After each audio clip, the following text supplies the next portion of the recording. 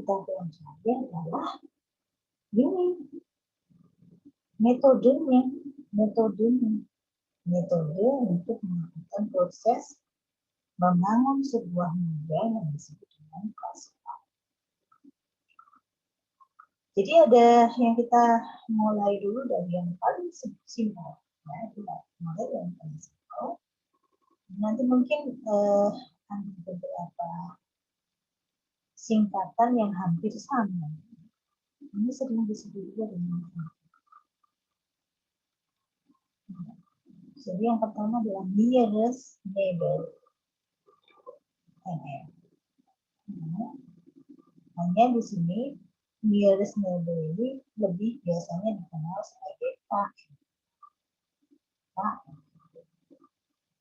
Jadi jarang menyebut nearest neighbor, tapi kita mengenalnya sebagai metode eksperimen nearest neighbor. Dari arti katanya nearest neighbor itu artinya tetangga. Kemudian nanti kita juga akan membahas beberapa teknik-teknik linear classifier.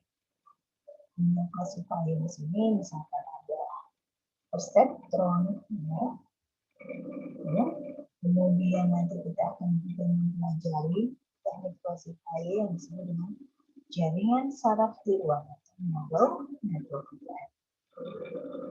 Dan yang terakhir kita akan juga belajar teknik yang lagi tren di sini, kita sebut dengan deep learning atau convolutional model.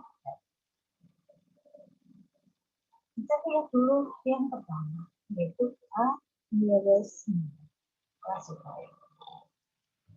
Nearest neighbor classifier adalah algoritma sederhana yang menyimpan semua data training yang tersedia dan mengklasifikasikan data itu berdasarkan ukuran kesamaan, ukuran kemiripan.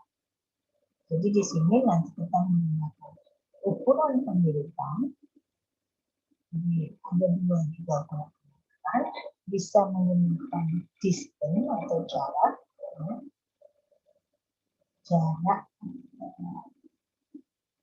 jarak yang menunjukkan perbedaan antara objek satu dan objek yang lain. Jadi kata KNN ini telah digunakan dalam estimasi statistik dan pengenalan pola sejak tahun 2000-an.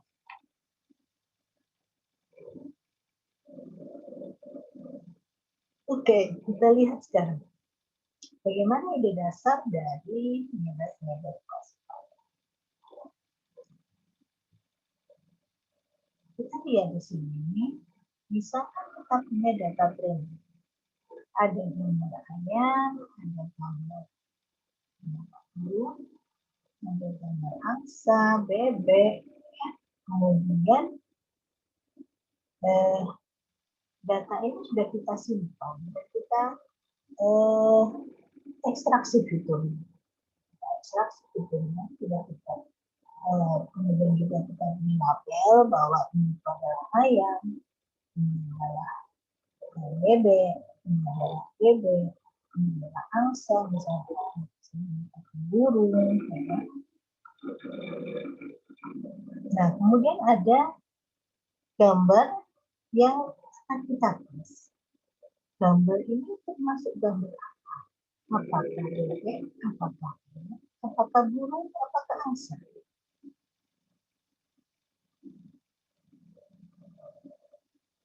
Ya.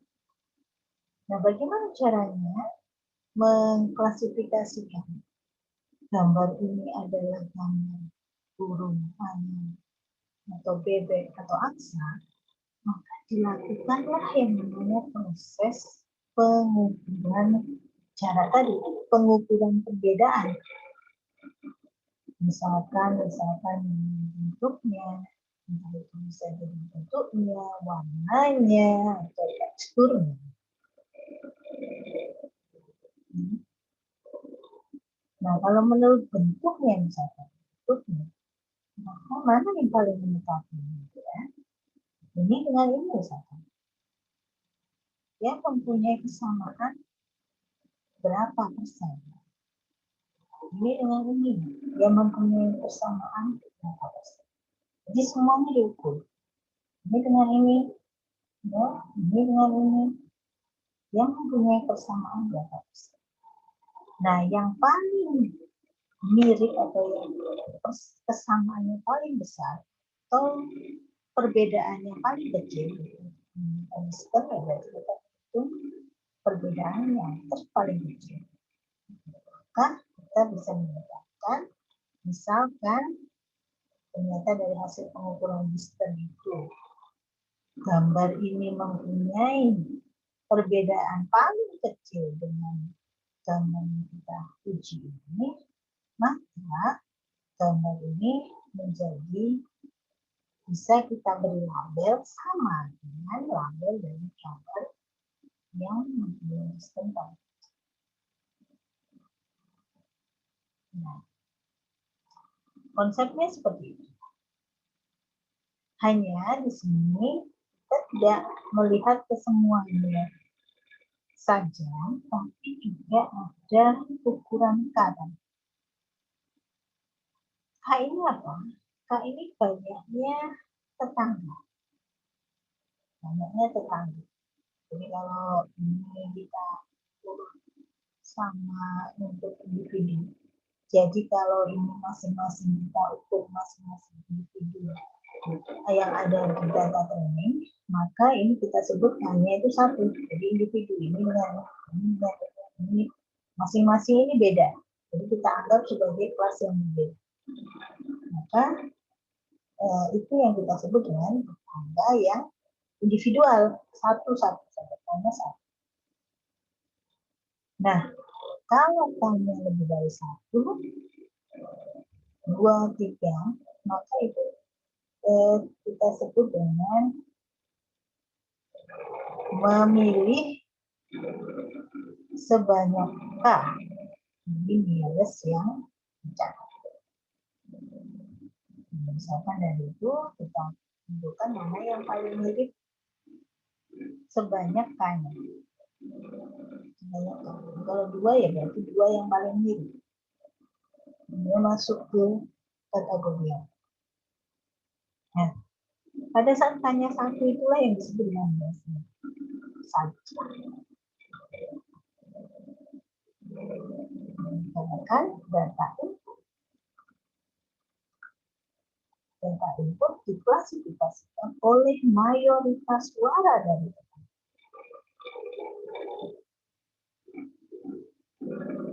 tetangganya banyaknya berapa?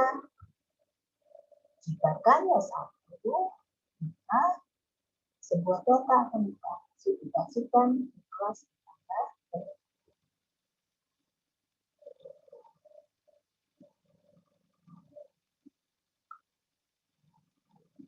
Nah, untuk mengukur kesamaan ataupun perbedaan distance, kita bisa menerapkan beberapa ukuran distance terdekat, misalkan menjadi kemudian yang atau satu distance, kemudian ada city block atau Manhattan yang disebutkan distance, lalu ada microspace.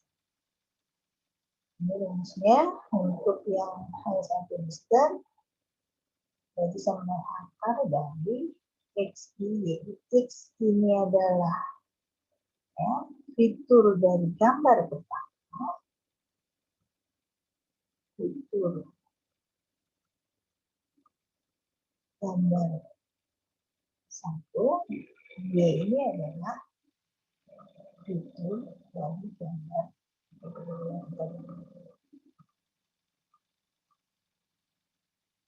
misalkan gambar 1 itu adalah gambar tes, gambar 2 itu adalah gambar dari semua gambar yang ada di data. Dikurangkan, setiap elemennya dikuadratkan, lalu digunakan, lalu diatur. Kalau untuk city block bagaimana? Kalau city block didiagramkan, lalu diambil nilai absolutnya. Oke, saya berikan ilustrasi yang lebih jelas penggunaan kaya, ilustrasi dari penggunaan kaya. Kalau dua bagaimana? Kalau satu tadi kan jelas ya. Berarti kalau kaya satu ya sudah. Mana yang tetangganya paling dekat ya itu kita sesuaikan. Tapi bagaimana kalau kaya dua? Ya, misalkan kita punya di sini punya data training yang dibedakan menjadi dua label atau dua kelas, yaitu A dan O. Kemudian kita punya data tes, sebut saja C. Ya. Nah, di dalam proses KNN untuk hanya itu sama dengan 3. Maka artinya di sini kita mencari nilai tetangga yang paling dekat dengan C sebanyak 3. Mana yang paling dekat? Oh, ini, dan ini. Jadi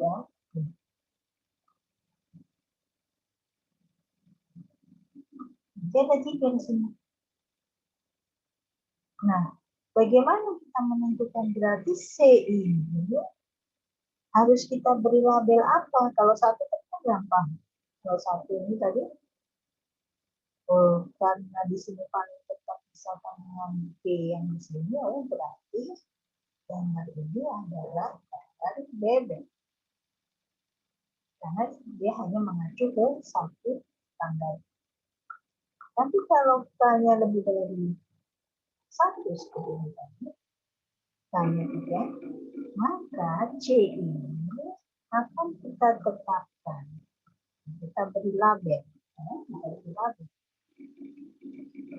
atau kita klasifikasikan ke kelas atau ke kategori dari tetangganya tadi yang mayoritas. Jadi di sini yang A-nya itu ada 2, yang A-nya hanya 1. Nah, yang banyak mana? Banyak yang A. Sehingga menyebabkan C ini adalah C ini harus kita beri label sama dengan yang mayoritas. Nah, sehingga kalau kita susun sebuah algoritma, bagaimana cara kita menentukan label untuk C dengan menggunakan K atau K. Misalkan K-nya 3, kita cari 3 di K, dan kemudian kita beri label paling banyak. Baik. Nah, sebelum kita masuk ke itu tadi gambaran dari classifier yang pertama yaitu K-nearest atau kalau K-nya 1 sering disebut hanya dengan nearest. Nah, sebelum kita beranjak ke classifier yang berikutnya, classifier kita akan saya akan memberikan gambaran terlebih dahulu. Ada satu topik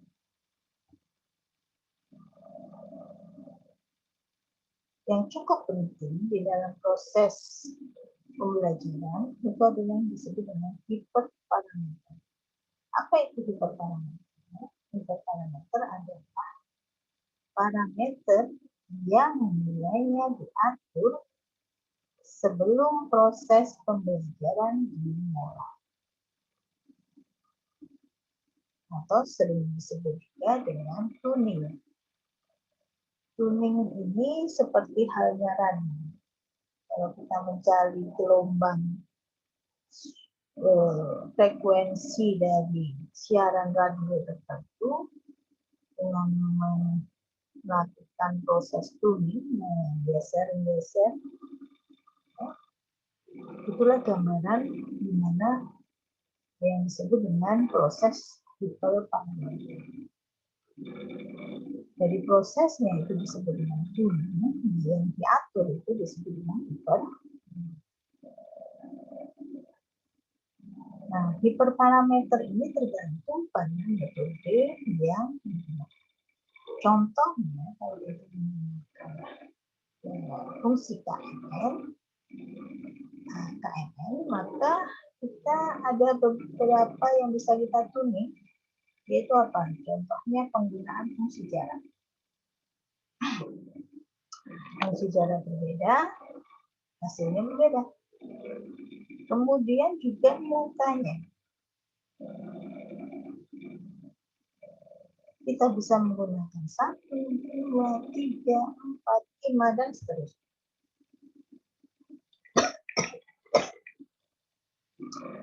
Nah, lalu bagaimana mencapai kedua hal ini? Fungsi jaraknya yang mana, nilai yang mana?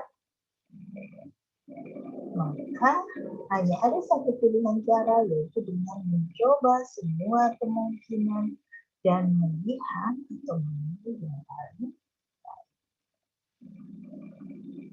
Nah, untuk mengatur hiperparameter ini, maka kita perlu membagi data pelatihan menjadi dua, yaitu satu set pelatihan dan satu set tes palsu, itu yang kita sebut dengan data validasi. Nah, kemudian kita coba nilai hiperparameter yang berbeda, hiperparameter yang berbeda, nah nanti akan dilakukan pengukuran kinerja terbaik pada data tes yang palsu tadi, atau kita sebut dengan data set validasi. Gitu. Ya. Nah, sekarang saya akan membahas bagaimana implementasi kami receiver untuk proses klasifikasi di web menggunakan fitur yang disebut dengan model Back Visual Works atau BOV. Jadi Back of Visual Works ini adalah sebuah bentuk dari bagaimana kita menyatakan fitur yang kita dimana di dalamnya ada 3 tahapan. Yang pertama adalah ekstraksi fitur, kemudian bentuk menjadi sebuah kode, model dari bentuk dari fitur itu kita bangun menjadi sebuah kode, kemudian dilakukan proses kuantisasi. Kuantisasi itu seperti menghitung. Sebelum saya menjelaskan bagaimana implementasi dalam klasifikasi ini, saya akan